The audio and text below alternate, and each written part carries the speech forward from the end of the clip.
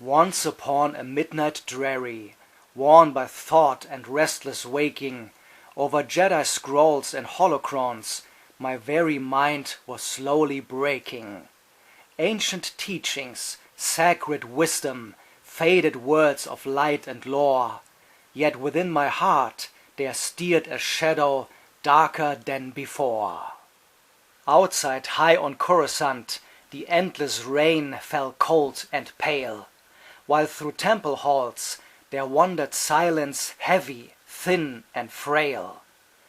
And I brooded on the visions that for weeks had filled me with dread, dreams of Padme pale and dying, dreams that hollowed out my head. Ah, Padme, beloved Padme, whom no star could ever restore, she whom I had loved far greater than the Jedi Code before. Then there came a sudden tapping, softly first upon my chamber, like some wanderer at the door. Only this, I weakly muttered, someone seeking nothing more. Yet the knocking slowly deepened, closer came it, filled with fear. For my sleep had long been poisoned by dark whispers in my ear, by Darth Sidious softly speaking words no Jedi should revere. Only through the dark side can death itself be conquered. Once again the knocking sounded. Then at last I slowly opened wide my lonely chamber door. Darkness there, and nothing more. Only Coruscant below me drowned in neon, rain and night, like a dying constellation stripped forever of its light.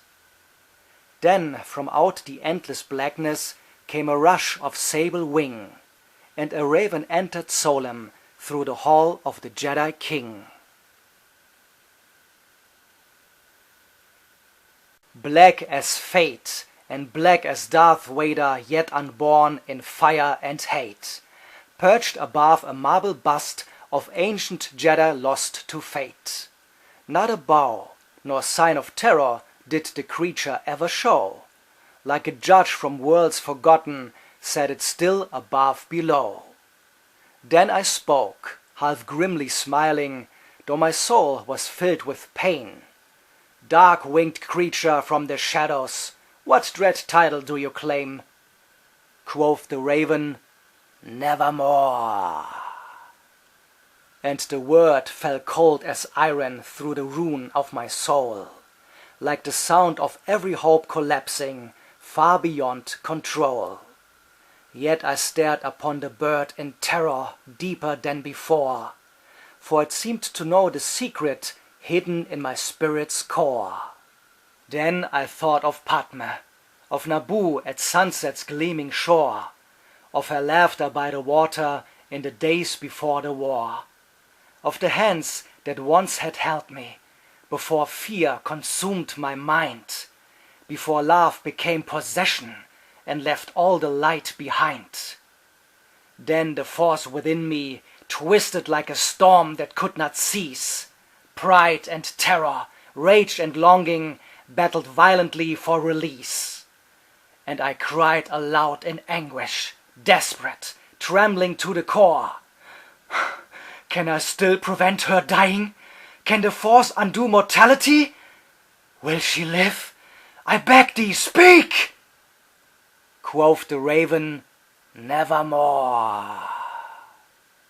Then the silence burst within me, and I heard the distant cries of younglings in the Jedi temple beneath darkened crimson skies. Heard the march of clone battalions, heard lightsabers ignite in war, and I saw myself reflected, yet the face was mine no more.